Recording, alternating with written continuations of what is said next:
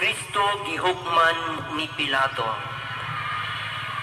Kining unang istasyon atong ipahinungod alang sa katawhan, ilabi na sa mga kabatan-unan nga dili sila magpadani sa illegal nga droga aron dili maguba ang ilang kinabuhi ug dili sila maadto sa kadaotan.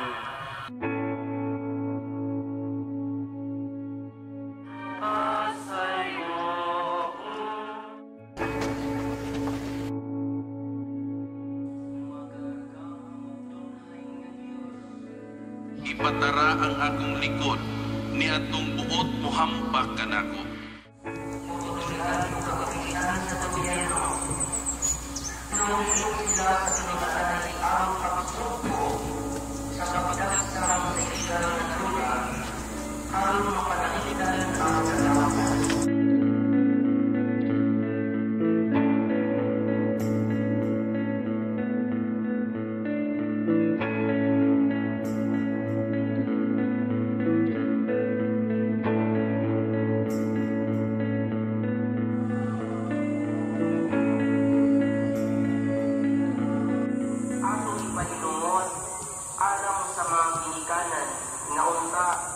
Magmatinod-anon sila sa ilang papel pinaagi sa pagpanggap sa ilang mga anak o sa paghahatag sa maayong ehemplo karon ng ilang kabataan dili-dali nga madala sa daotang pinuhatan.